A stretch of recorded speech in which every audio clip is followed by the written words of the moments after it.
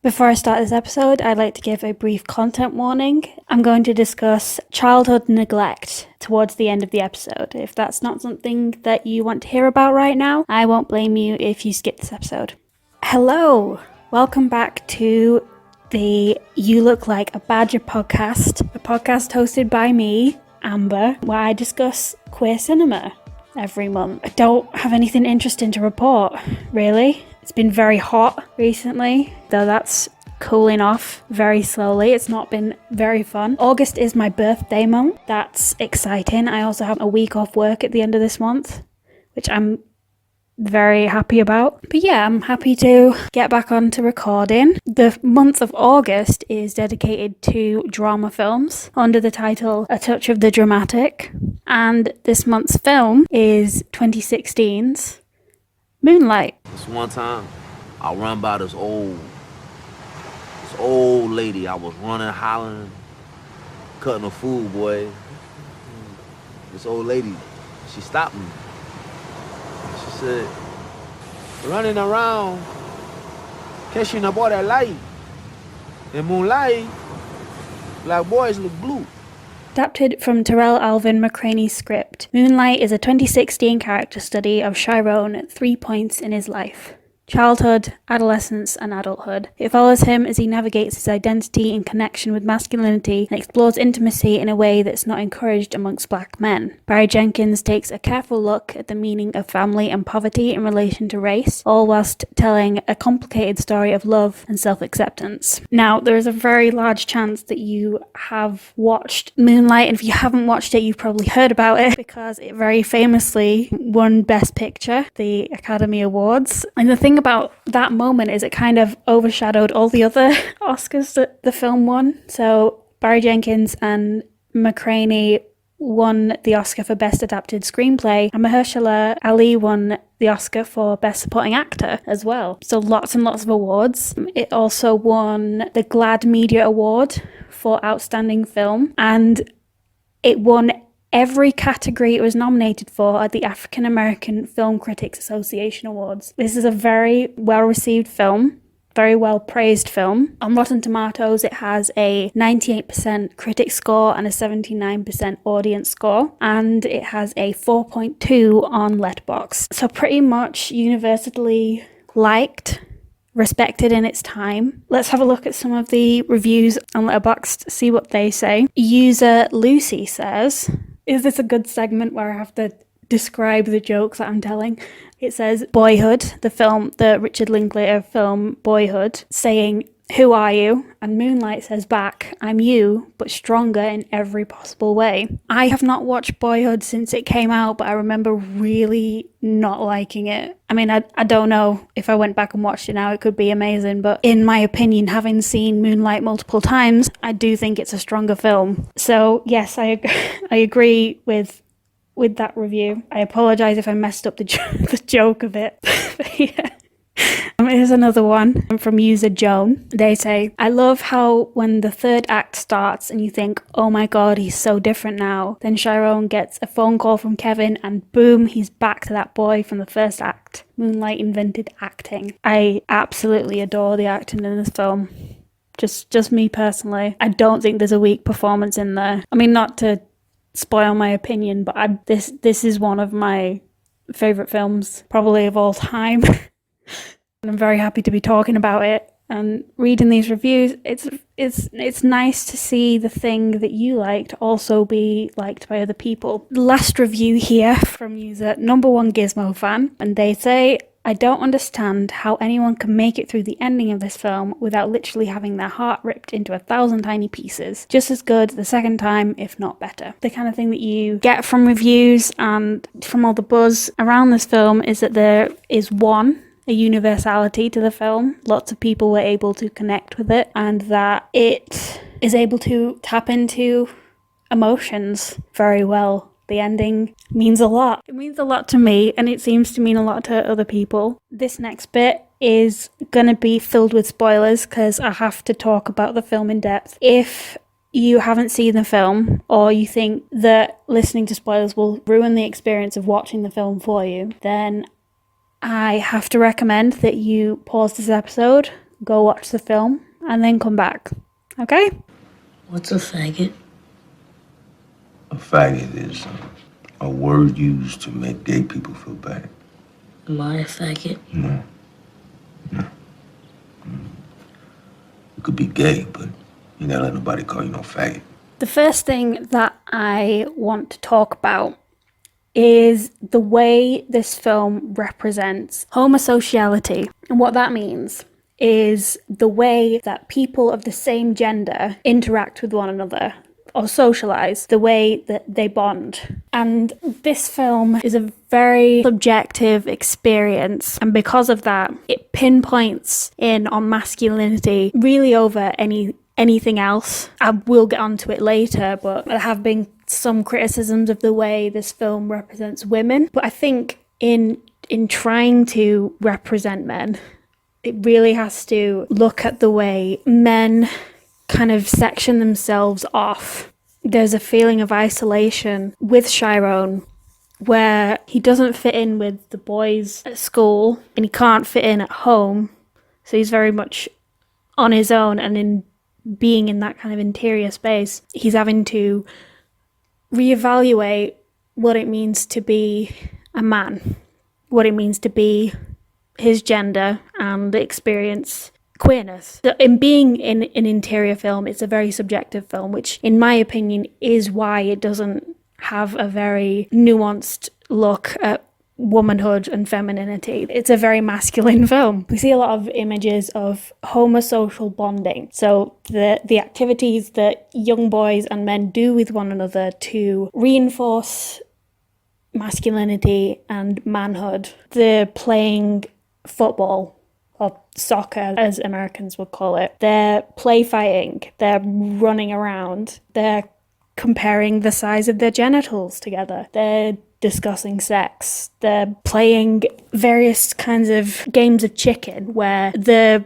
first one to quit or to stop playing is the weaker person. So the game Knockdown Stay Down plays a big part in the second part of the film. It's the boiling point between Kevin and Chiron, who's the bigger man, and that's the game that they play. This really does inform the relationship masculinity has to queerness in the way that the film has to queerness. So I'm going to read a quote from an article I found on the online publication High on Films. It reads like this. Black cinema, right from its inception, be it the blaxploitation race film of the 70s or the new black cinema of the 80s, contributed to the excruciating decades of invisibility that queer people experienced on all fronts. When portrayed on screen on extremely rare occasions, these characters were molded into the cast of racist and homophobic stereotypes, or they simply served as objects of laughter, ridicule, and derision. Now, the film interacts with this idea of queerness as an inherently negative thing. It openly discusses it. It portrays, gay bashing and homophobic bullying. It relates this directly to the way Chiron views himself and the way Chiron holds himself. And I've read some criticism that Chiron doesn't really have a personality. Now, I disagree with this, mainly because I think all three of the actors who play the character are very good actors and give the character a lot of personality, particularly through their eyes. They're able to convey a lot of emotion with very few words. And I think that's what a lot of people were struggling with, because Chiron doesn't say much. I'm pretty sure he has the least amount of dialogue in the film. I can't be certain of that, so don't quote me on that. But there's this air of, I think it's perceived stoicism, which is kind of undermined when we actually hear Chiron talk about his emotions. He's kind of articulate about his own vulnerabilities. He doesn't have a space that is safe for him to do so. He can't be a vulnerable boy at home because he's either by himself, having to be self-sufficient. There's a scene where he has to make his own bath water using the water on the stove, or he's at school where he's being bullied simply for being himself. I think what we learn is that Chiron has internalized himself. All of his pain And also all of his positive emotions like joy have been turned inwards. And I think this can be perceived as stoicism or a lack of emotion, the inability to experience emotion. It seems to be a defense mechanism against that hatred towards vulnerability. And by vulnerability, I mean queerness. He takes everything that got him bullied before and he puts it inwards and pushes it down so that he doesn't receive the abuse that he was receiving. It's not inconceivable that this is something that he would do. In fact, the only place that we see consistently that he is able to express these emotions and express queerness, it's the beach. It's the first place where he has a father figure in one who takes him out to go swimming in the sea. It's the first place where he admits to Kevin that he cries a lot, and it's the first place where he has sex with someone. He has sex with Kevin on the beach, and it seems to be a place that he'd like to go to. Towards the end of the film, he's taken away from that place, and once he returns, he's able to tap into that vulnerability again, even for a small moment, and admit to Kevin all of the stuff that he's been feeling. This film has such an interesting view of masculinity. It's not simple at all. Because in one sense, you have Chiron, who has been repeatedly bullied and seems to be very sensitive but can't show it, except with men in his life that mean a lot to him. He ends up losing both of those men. One is such an interesting character. I'm trying to think of like a character like him before, that's like a drug dealer who just has such an interesting conception of masculinity. Is like a good father figure, but he's also supplying Chiron's mother with drugs. It's so complicated and weird. When I was watching it, there were so many little things where I was like, it's so interesting that you live like that you appear in the world like that. There's a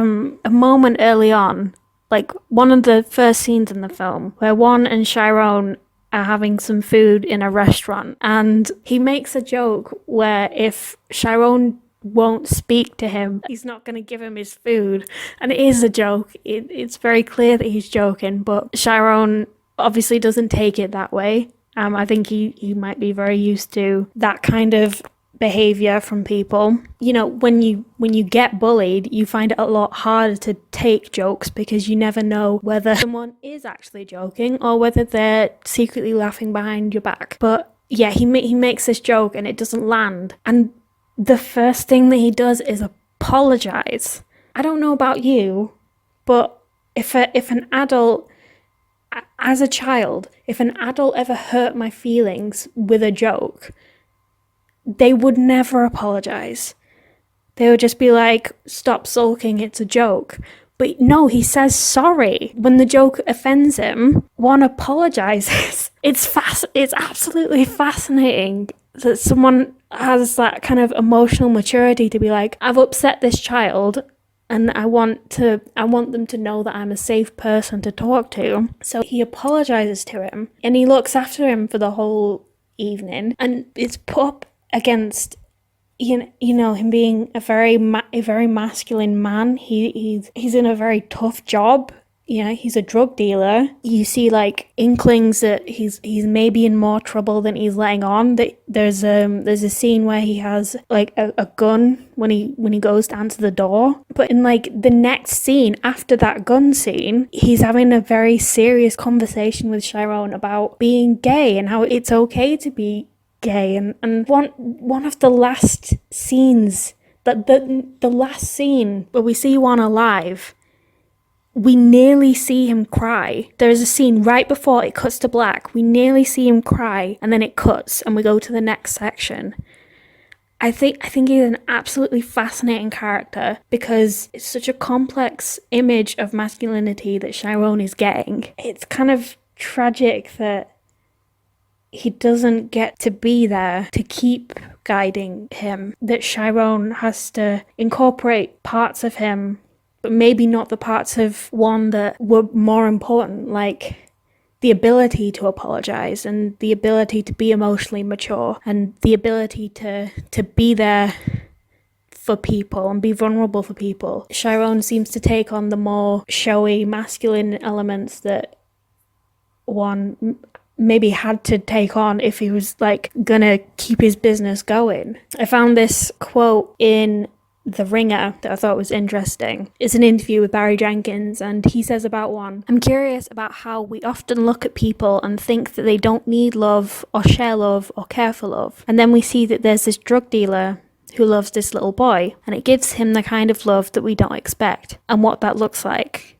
I'm interested in that because I haven't seen that before." We can put Kevin in kind of opposition to One in that they're the same age, so he has more of a sway over Chiron's behavior than maybe One was able to. Kevin is also like the voice. He tells Chiron that he needs to stop letting people pick on him, and he kind of encourages this version of masculinity and seems to embody it for himself throughout most of the film. Kevin is able to keep up the image through the first two sections, and then he drops it in the third section because it was a version of masculinity that he says was bringing him a lot of pain. And it's really interesting that those images kind of flip, because for Chiron it's the opposite. In the first two sections, Chiron's masculinity is constantly being called into question, whereas in the third section it's not. He is the manly man, and he's doing the most to keep it up. And I just had this thought when I was watching the film that for better or for worse, we become the people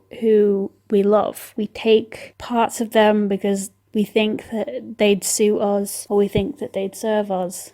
And Chiron does that with both One and Kevin. They're in contrast to Paula, Chiron's mother, in that they're both a source of encouragement and they both kind of feed the parts of him that need nurturing. So Kevin is kind of a self-confidence and inclusion, whereas with One, it's more of an affirmation of self-image and a home, a place of safety. Both One and Kevin, they seek to feed Chiron.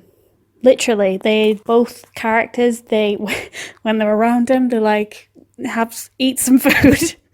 Eat some food because I want to make sure that you're fed. It's interesting because the conception of queerness is very complicated. It's kind of this looming phantom of danger and harassment. There's like pockets of safety where Chiron's able to express the kind of love he desires and he's not judged or harmed for it. And then there's the end where it's open-ended, but it can definitely be interpreted that queerness has lost its fear and that feeling of inherent harm, and it's a place of safety, it's a place of food, it's a place of self-confidence and love. You're funny, man.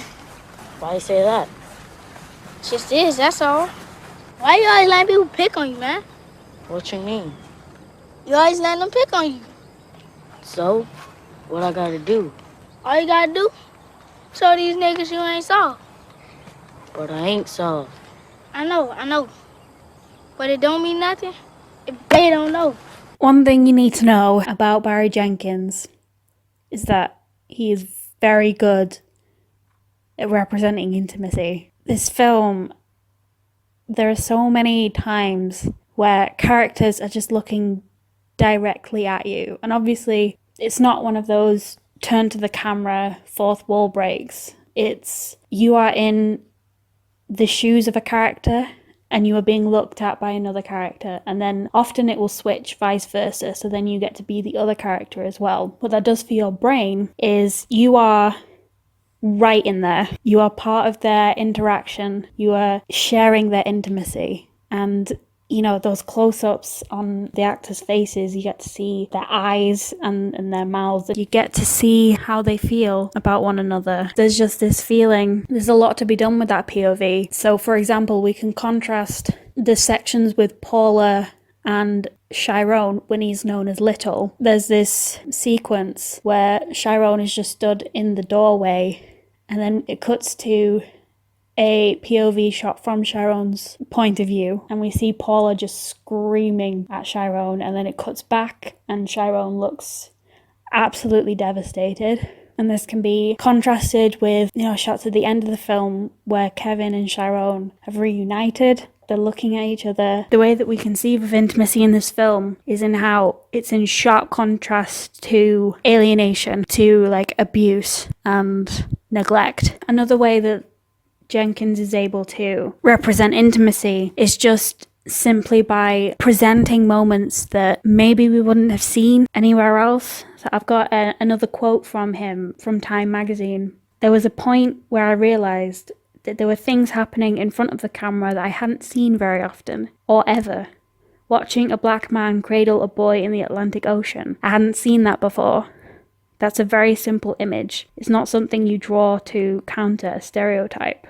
It's intimate because it's not something that you think the camera would be invited in to see. It's a very innocent moment. One is teaching Chiron to swim, so he's just holding his body in the ocean, and the camera is like in the water and it's splashing up and down, so we are swimming with them, and we've been invited into this moment that, like Jenkins said, we probably haven't seen before. So because we're in the action with them, we feel this feeling of intimacy. It solidifies the bond between them. The beach itself is a very intimate place for the main characters. It's a natural space in a quite industrialized part of the world. So it's set in Miami, and most of what we see are like blocks of flats, apartment buildings. We see the school, we see like houses and stuff. It's a very lived in space. And then that's in contrast to the beach, which is right by the sea. And that's one of the biggest natural things in the world. It makes up most of the world. And the fact that they have this space they can just very quietly escape from their lives, and it's so close to where they live, it becomes like a haven. It's where, surprisingly, a lot of the action takes place. A lot of the like memorable action. So there's that bit with Juan, not just the swimming, but they sit on the beach and they talk. It's a place where Kevin and Chiron have a smoke and they talk about being sad and crying. They have a very vulnerable moment where Chiron has his first kiss and his first sexual encounter, and that kind of naturally makes the place very intimate. It's also at the end of the film, the beach is really close to Kevin's house. That makes Kevin's house kind of an intimate place. It's a return to this haven where Chiron has been able to escape harassment and abuse, and he's able to share this with the men that he loves. There's also just like Chiron drives all the way to Miami from Georgia just to see Kevin. Like, he kind of plays off like, no, I was coming down this way anyway. But it's so clear that that's why he came. He does go and see his mom. It's kind of more hinted that Kevin was the one he'd come to see because he had some unfinished business and he needed to get it sorted. And he returns to Kevin because Kevin's that place of safety. Even if Kevin betrays this by beating him up, Kevin was the first one to call him Black, which is his nickname in adulthood. He keeps that because it's a part of Kevin, so it's a part of Chiron as well. Kevin becomes Chiron's respite. The end of the film is really powerful in general, because that last kind of 30 minutes where they're sat in the diner and they're just talking, and it's so clear that Chiron doesn't have that kind of safety anymore. He has this image of himself, and he can't really divert from it without drawing attention to parts of himself that he's buried. There's this kind of interaction where Chiron says, "You don't know me anymore." Kevin's response to this is, "I don't know you?" Kevin doesn't know Chiron. That's one of the most absurd things. Kevin created Chiron. Kevin has loved Chiron when he wasn't the person that he is today. I think the intimacy of just knowing someone, of just seeing them and being like, I know what you're doing here, but I see the you inside you. I see you there. Even if you're not very good at bringing it out, I see it. That's intimacy. I messed up. I mean, I fucked it all the way up. I know that. But your heart ain't gotta be black like mine, baby. I love you, Sharon. I do. I love you, baby. I mean, you ain't gotta love me. Lord knows I did not have love for you when you needed it. I know that. So you ain't gotta love me. But you gonna know that I love you. I think sometimes because this is a queer film, people sometimes forget to talk about the way this film represents motherhood and abusive mothers, childhood neglect, drug abuse. Even though it's a big part of the film, I think people kind of remember it as the gay film of 2016, one of the few representations of gay black men in the mainstream. They kind of forget to talk about Paula, and she's a very significant character. Reading some of the criticisms of the way she's represented, I do understand where people are coming from. So I'm gonna just read this quote. It's from the Crunk Feminist Collective. Black mothers are blamed or implicated, though rarely praised or celebrated. Working mothers are chastised for not being stay-at-home mothers. Welfare mothers are demonized for not working. Single mothers are blamed for not being sufficient father figures. Married women are expected to want to be mothers. Young mothers are vilified for unplanned babies. Older mothers are harshly judged for waiting too long. Criticisms of black mothers are ubiquitous, even if and when they do everything right. These callous characters are commonly balanced by unmother figures who compensate for the failures of biological mothers. I just wanted to put that there, because I do think it's important to consider the way that black women specifically get the short end of the stick when being represented in films. They don't often get the leeway that white women do when being the worst. So I just want to kind of acknowledge that. At the same time, I feel like abusive mothers don't get the same kind of attention that maybe abusive fathers do because they're women. There is something to say that the film doesn't give many dimensions to Paula. Maybe not until the end. Like, we don't understand where her addictions came from. I think it's very much implied that it's kind of connected to the poverty that she's experiencing, but we don't have much to infer from. So we don't know her past or how she came to be addicted to drugs, which maybe would give us a more sympathetic view towards her. But because all we have to work from is what we see, she's the person driving Chiron away from the safety of home. And I think it's also important to note that both the writer and director grew up with parents who had drug addictions. So it's not meant to be like a PSA. It's not meant to be like a propaganda film against addicts. It's meant to be a subjective experience of being a child who's growing up with a parent who's addicted to crack. And what that does to the way you view that person. Maybe there could have been more empathy towards her, the fact that she was on her own raising a child. Paula isn't a particularly complex character because from Chiron's point of view, she's just a hazard. She inflicts all this pain on him and gives nothing in return. You definitely can still criticize it for the lack of complexity. But I also think it's important to realize that it's meant to be representing the point of view of a child, the way a child views their parents. And when you're younger, you probably have this idealized version of who your parents are, and then you grow up and you realize, oh, they're just like people who also have no clue what they're doing. We get that in that very suddenly Paula becomes a danger to Chiron and is constantly having mood swings and is absent from his life.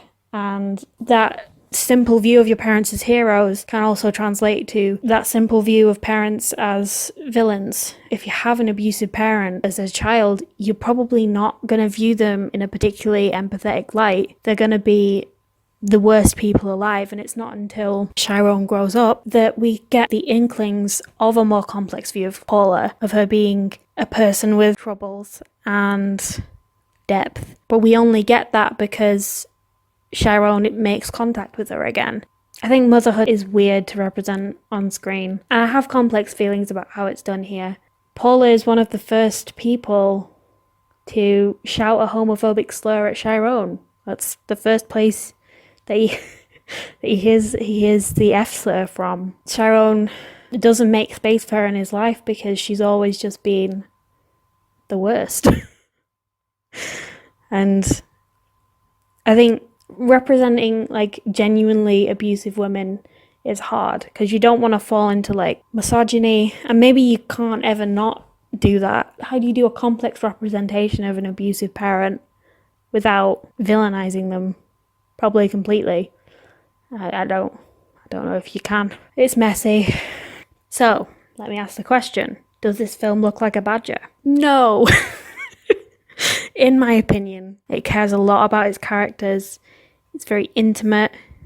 It deals with issues of identity on multiple levels, and it's clearly from a perspective that understands and has been through what is on screen. However, I think if people weren't going to like this film, it's because it is quite slow. Also, an opinion which I disagree with, but has gone around, is that this film doesn't have a plot, which I don't think is true. It's more fluid, the plot, but it's still there, and a character study is a plot. It's a coming-of-age story. You know, would you say Great Expectations doesn't have a plot? No. Recommendations, because I like giving these. My first recommendation is a film called Davion. It is similarly quite slow and intimate, and it's looking at black masculinity. It's a film about a teenage boy trying to kind of find himself and also deal with the death of his brother. I watched this quite a while ago actually, but it's very good and I think it made me cry. So that's the best recommendation I can give. Second film, slightly different. It's a documentary. It's called Black Is, Black Ain't, directed by Marlon Riggs. It's an experimental documentary about black identity from multiple perspectives. It's got lots of interviews from a lot of very interesting people. One of the most engaging documentaries I've ever seen. So I'd really recommend it. It's also from the perspective of a gay black man. It actually discusses queerness, which is nice. I like when films do that. Thank you very much for listening to this episode. I should be doing my next episode in September, where the theme is going to be Laughing Through the Tears, where I will discuss queer comedies. If you'd like to stay updated, please make sure to follow me on Twitter at LikeABadgerPod. Also follow me on Spotify and subscribe to me on YouTube. I also have a TikTok now, so I will occasionally upload clips to there if you want to follow me there. I will put the link. If you would like to see more of my work, you can find my writing at ambercanwalk.com. I'm hoping to have a piece about David Lynch's Eraserhead out by the end of the month, so look out for that. If you'd like to give me money, you can donate to my Kofi, which I'll put in the show notes. Everything that I've cited is also in the show notes in case you want to read more. Thank you for listening, and I hope to see you in September. Bye!